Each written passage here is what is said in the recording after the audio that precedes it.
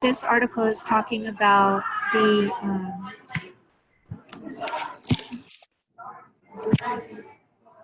intercultural communicative language teaching. So language teaching is a very old topic in language teaching. It's been around since the 80s maybe. And it kind of arose when they started to emphasize communication as the most important need of learning a second language, particularly English.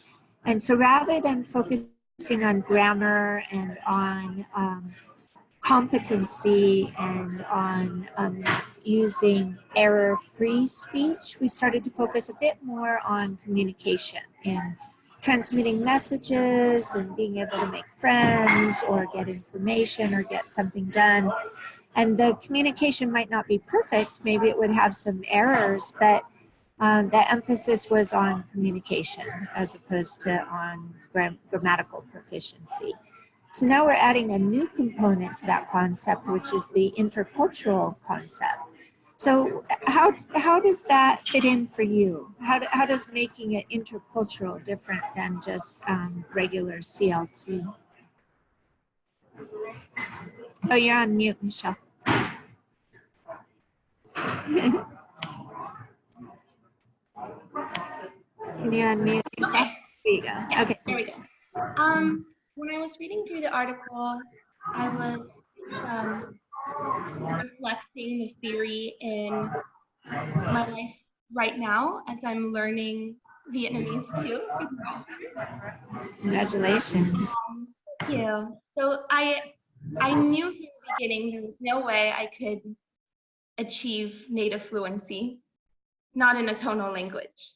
So our teacher focuses on, taking us to the market and speaking to the people so we can buy food, or giving us different scenarios to work through. We had to give her directions last week. So things that could help us or fit into our daily life. We'll always make mistakes, or the tone won't be correct, or the grammar, but at least now people can understand us to a point and we can get through. And I was also trying to think of how it would reflect in my work as well. Because I teach such young children, they're between 3 and 6 years old. So their ability to reflect on culture is really minimal at this point. So I suppose my question for you would be how I could integrate that into my classroom as well. Yeah, that's a good question, and it's a good point. You're absolutely right that young children don't necessarily have any concept of culture whatsoever, because normally they have nothing to compare it to, unless perhaps they're being raised in a multicultural environment where maybe one parent or the other comes from a different cultural background, or the grandparents, or maybe they moved when they were very little. But normally children don't have much concept of culture because that's all they know. And so they don't assume anything that they know to be related to culture. It just is what it appears to be at face value. So I'd say that it's less of a concern with very young learners than it is for teens and adults. I think it certainly comes more into play just because they have more interaction and more opportunity for intercultural communication. Although young children might have opportunities for it, they don't really perceive it as such. So they might see somebody who has a different skin color or something, and they might not even perceive that that person is different from them.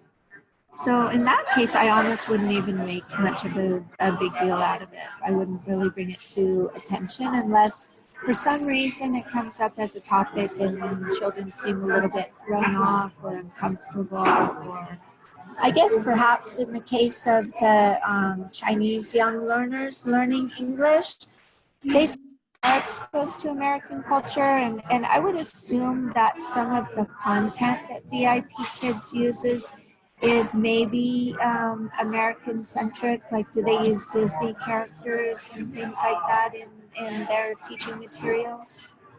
They use original characters that they've themselves made, but the material does focus on the core standards found in the education system within the US.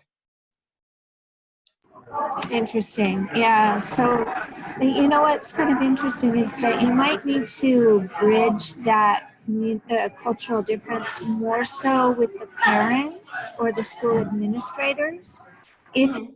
have contact with them. If you don't, then of course there's not that opportunity. But um, when you know that the standards that you're using are based on the US system, but then that their parents might have a different perception, then you Mhm. need to bridge that gap in your explanation to the parents so that they're able to understand the content that you're using for teaching with the children. Mhm. Do you ever That have makes contact with the parents? the only contact that we're given is after every class I teach, we have a feedback at the end that we speak to the parent and tell them how I thought the class went, their students' progress, what it will be in the future, and that's the only communication that we have with the parents. One thing that I think that might come up is that concept of the tiger mom. Yes, many of them. So you And might they're in class too, so I see them. the tiger helicopter mom. That's a new concept. That's really tough. Yes, they're worse now. I can imagine. Yeah, so you might need to assure the parents that everything is going fine too, and Mhm. do what you can do to ease off some of that pressure on the child, because you know that with the affective filter with language learning, that when children feel, or anybody, when the student feels a lot of pressure, then they're less likely to learn actually. Mm. I find that very true. I think so. There's Feel relaxed and that they enjoy the content, that they're more likely to learn. mhm. That's Yeah. a fair point. Yeah, yeah. So that's interesting. So it might, the children might not be the target of your cultural message. It might be the teacher, The parent. administrators, yeah, or the parents for sure. So let's skip down and then look. So this article basically focuses on culture. So we're talking about this addition of culture into communicative language teaching. And that there are 6 principles that the authors try to highlight. And they give the example of English language teaching in New Zealand with the migrant students.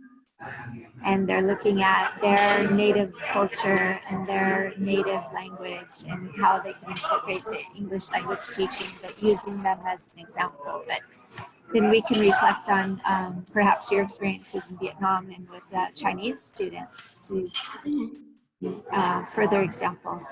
So if we had a larger group, what I would do is I would do some breakout rooms now and break everybody out and have different pairs like come back and present on each of the different principles. But what I'll do is your one here, so give you kind of an opportunity to explain read the article. So what can you tell me about this principle number 1? And if you need to take a minute to kind of scan through what you read, that's fine. If you want to kind of gather your thoughts before you let me know what you think of this quote. Okay, I just browsed over it. So what I got from principle 1 is that from the beginning, you have to integrate the language and the culture together. You can't simply teach a language by going through the grammar and the vocabulary and things at face value, but integrate the culture in as well.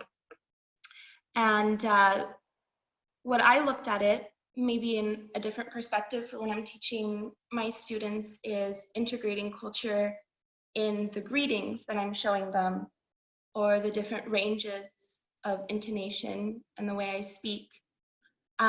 Maybe giving them a little insight into our culture, even though they're so young. And the takeaway from Principle 1 is that you can't ignore culture, or you can't ignore culture at the moment and fill in those spaces later, because that can form misconceptions about the culture at hand or cultural ignorance as well.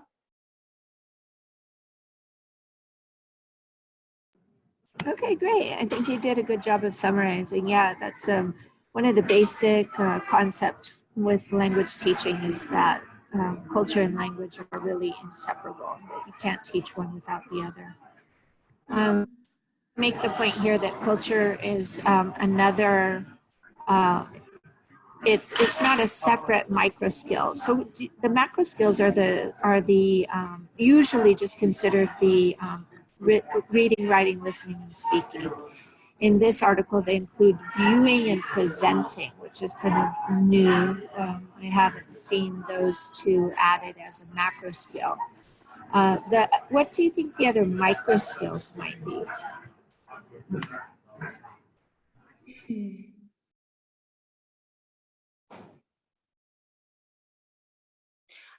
Would you elaborate more on the difference between the macro skill and the micro skills? Sure. So traditionally, the macro skills are considered the four main skills of reading, writing, listening, and speaking. Okay. The macro skills are sub skills of those macro skills.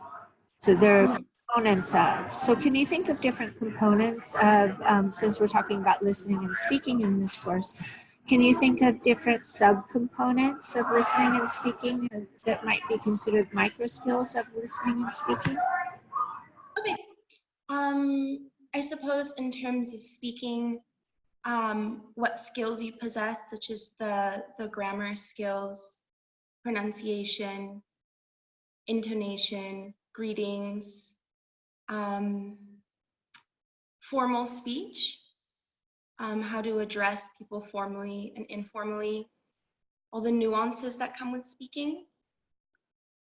Listening, I suppose picking up the idioms in a language that we're not familiar with, and all those nuances that come in speaking, or that come through listening to a language that you learn over time.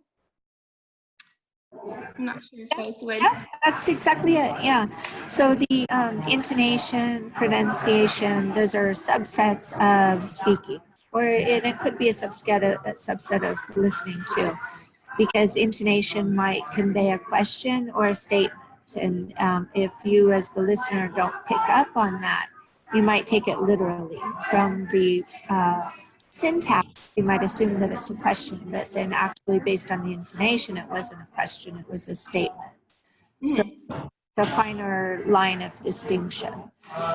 One of the things that you mentioned with like apologizing or asking for an invitation or something like that, those are generally considered speech acts rather than micro skill. It's probably a fine distinction, but it's kind of like it's more a speech act is the function of the language. Okay. So what would you use the language for? Would you use it to apologize or to reprimand or to ask out on a date? You know, so those are all different speech acts. Whereas intonation and pronunciation, they would apply to all of the speech acts. Okay. Right, so the macro skills are very large and the micro skills are widespread in that they apply across the board to that macro skill.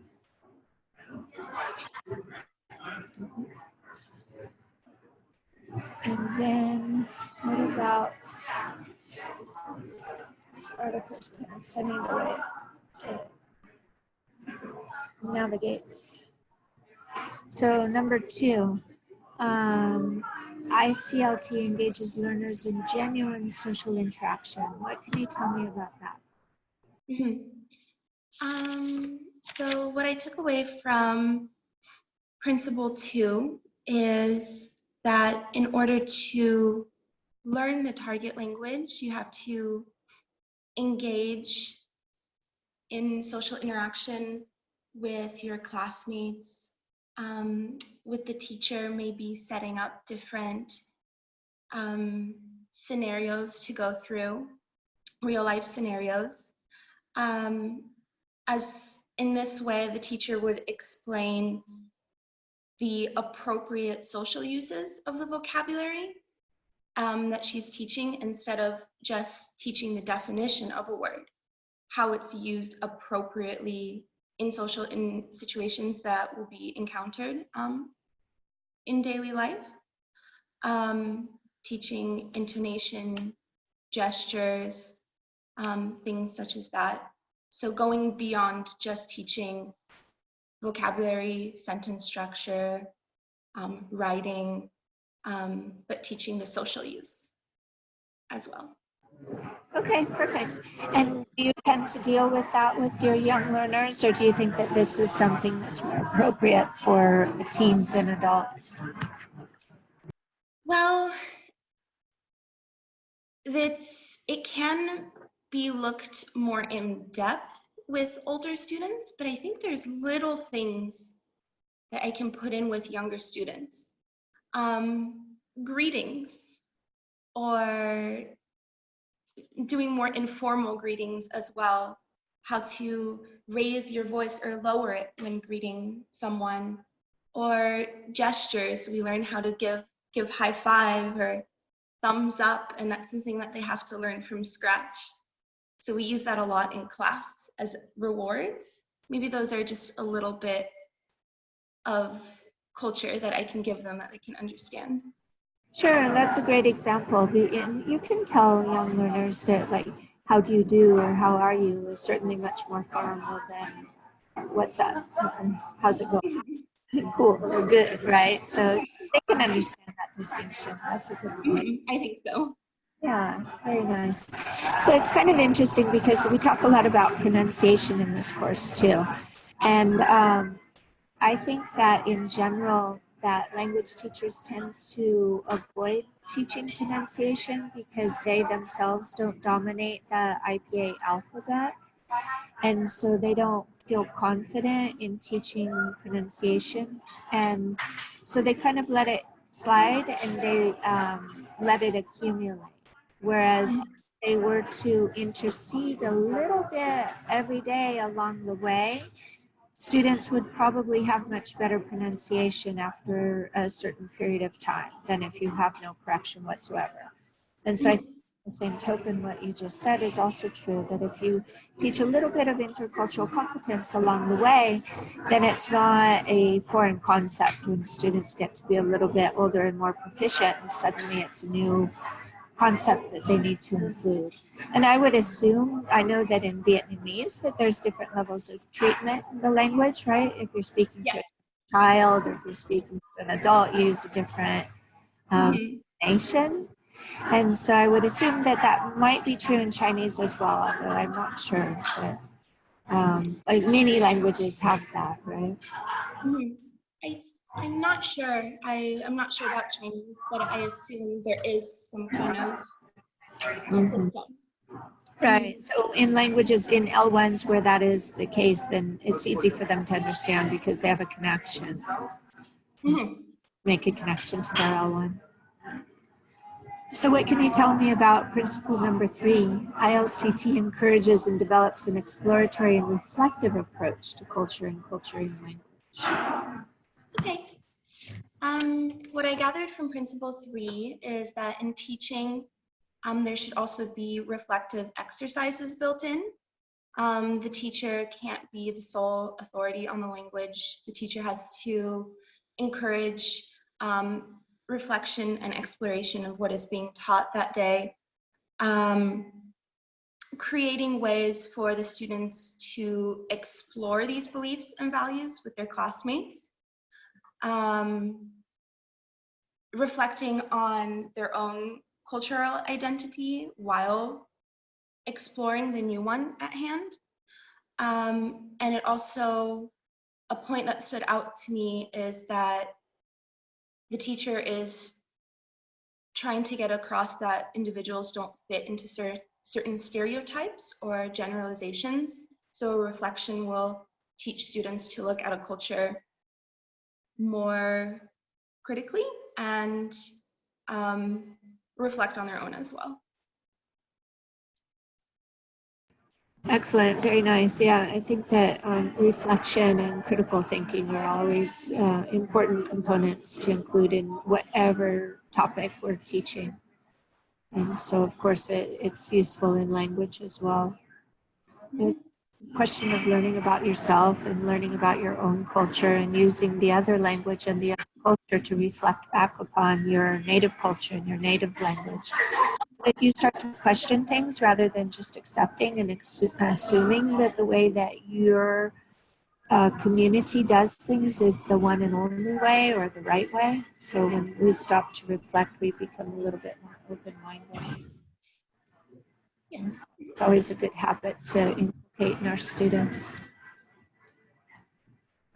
So there's an interesting, well, let's do number 4 first. So number 4 is iCLT fosters explicit comparisons and connections between languages and cultures. What can you say about that? Sure. So principle 4 focuses on comparing 2 or more cultures and forging those connections between 2 or more languages and cultures. So the way that teachers could get that across is by creating role-playing scenarios and reversing those cultural situations in order for the students to develop a more conscious recognition of their differences. And a really interesting point that I didn't read about, but was in the video series for homework, was that you should compare 3 or more cultures to create a multicultural space. So you avoid the thought process of an us versus them, which I thought was really interesting as well.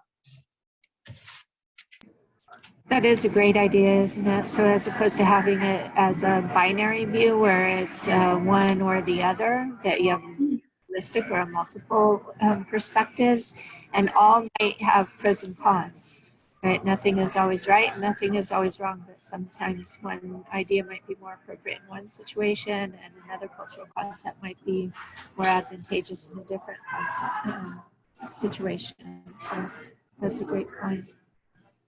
And then one other important point there is that particularly for adults, it's very easy for them to use their L1 as a source of comparison with the L2. Children don't tend to do that because they don't tend to have a very solid knowledge of grammatical structures and syntax or morphology, but it can use their L1 knowledge as a baseline for comparison. And sometimes it helps and sometimes it hinders. So they can sometimes see where there are similarities or differences and they can understand and make the connection. But sometimes the construct in the L2 is so different that there's nothing to compare it to, or it's so similar but slightly different that it causes confusion. It's something for us to be aware of as teachers that, you know, sometimes we can use that to our advantage and sometimes we need to be aware of our, if we can, if we know our students L1, then it might be a red flag too, where there's an area where they tend to make mistakes, like with cognates, for example. We have the false cognates. So you know that when you're teaching cognates that that's an area of comparison that students can find easier. But then we have to raise their attention about the false cognates because they might end up in an embarrassing situation.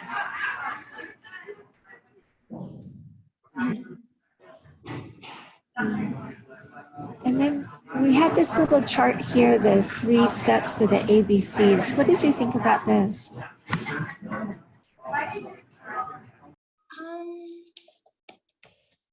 I read this over really quickly at some point. So what I gathered from it is that the learner will compare their own autobiography versus others to create a cross-cultural analysis, I think.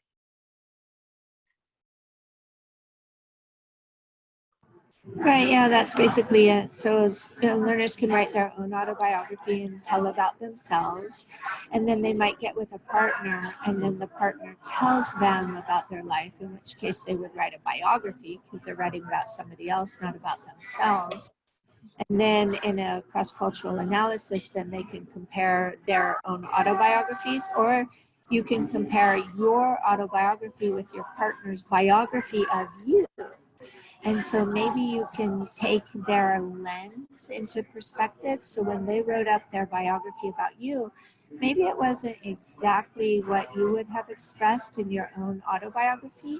And those might be points that we could discuss that might have arisen from cultural differences. Not necessarily, it might have been a listening problem. It might have been that the student didn't comprehend, weren't paying attention. It could be attributed to other factors as well, but that's part of the critical analysis and the reflection is trying to decipher where the difference arose from. Okay. So it's a nice little technique that you can use in class to talk about cultural differences. When they talk about constructing a third place, what can you tell me about this, the third place? Sorry, one moment. Okay. Okay. So the third space is a place where an individual can bring together aspects from two or more cultures. So they can look at the differences and similarities and interact really comfortably and fluidly across these two or more cultures.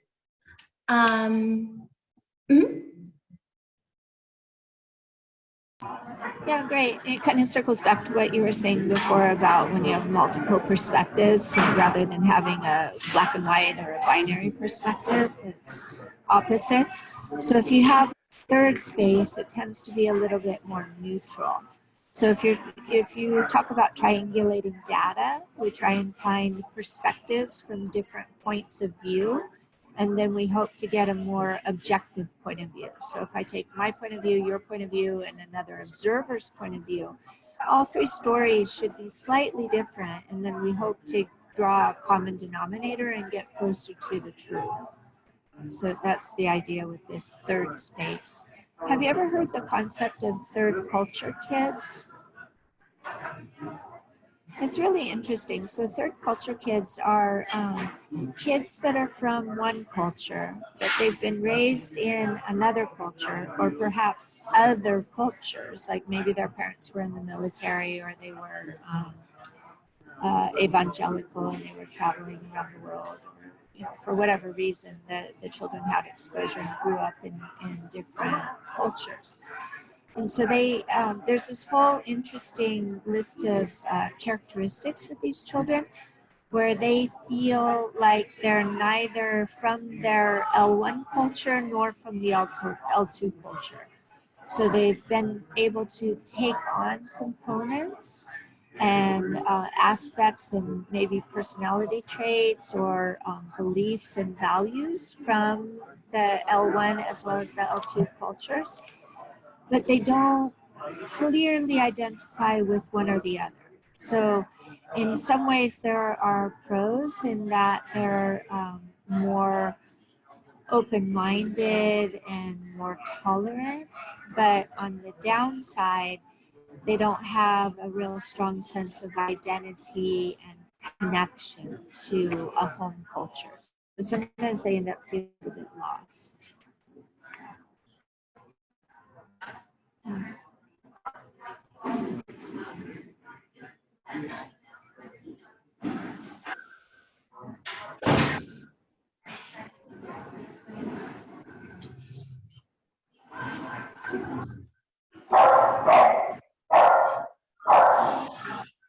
Okay, so here we have number 5. iCLT acknowledges and responds appropriately to diverse learners and learning contexts. What can you say about this one? So principle 5 focuses on acknowledging and responding to diverse learners.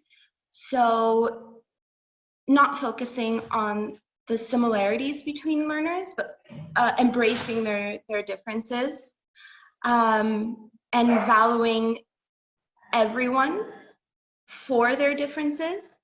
So this really respects the background of the learner. It goes away from minimization. I remember that point was covered, which only focuses on people's similarities, which is really counterproductive.